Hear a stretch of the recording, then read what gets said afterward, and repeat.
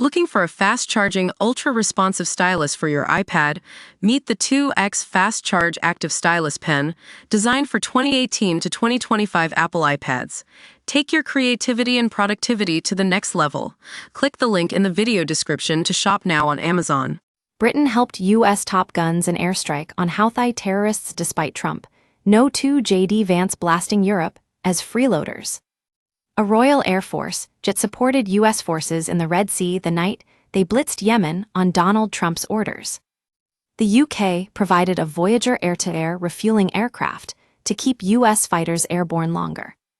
Details of Britain's involvement blow holes in U.S. claims its allies are pathetic freeloaders. The RAF Voyager aircraft refueled U.S. F-35B Lightning jets and F-18 Super Hornets on the night of March 15.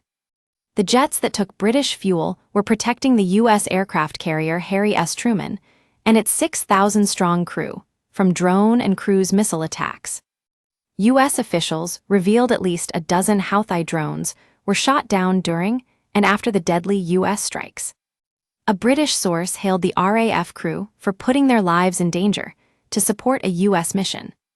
They said, "This is normal for the RAF. It is normal for UK forces. It is what allies do for each other." The U.S. jets that took British fuel were the first line of defense for the nuclear-powered aircraft carrier. An RAF source said, "We supported the U.S. assets that were providing defensive combat air patrols around the carrier." If the Houthis had launched a cruise missile or drones at the carrier, these were the assets that would have been first in line to intercept it. "It is far more efficient to refuel in the sky than to land back on the carrier," they added. The RAF Voyager that took part had launched from RAF Akrotiri in Cyprus and met the U.S. jets over the Red Sea. The RAF tanker is a modified Airbus A330 that can carry more than 100 tons of jet fuel. And it can refuel 2 fighter jets simultaneously from hoses that extend behind each wing. The jets that took British fuel belonged to the U.S. Navy and the U.S. Marine Corps, as they used the same kind of air-to-air refueling system as the RAF, known as probe and drogue. Leaked signal messages showed U.S. Vice President J.D. Vance complained that the mission to bomb Yemen was bailing out Europe. A British defense source said that was Bulls **T. They insisted the U.S. had chosen the mission of their own volition. They added, this was not at the behest of Europe. The leaked signal messages showed Hegseth agreed with Vance's furious complaints about Europe. Hegseth replied to a group chat, "I fully share your loathing of European freeloading. It's pathetic." Hegseth went on to claim that America was the only ones on the planet who could conduct the strike on Yemen. He said, "Nobody else even close." He also shared detailed war plans in a security breach that has shocked the world.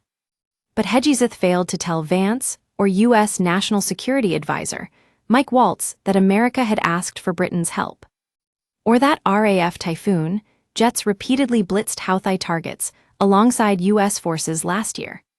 It comes after the U.S. dispatched B-2 stealth bombers loaded with 125 tons of explosives to a British island.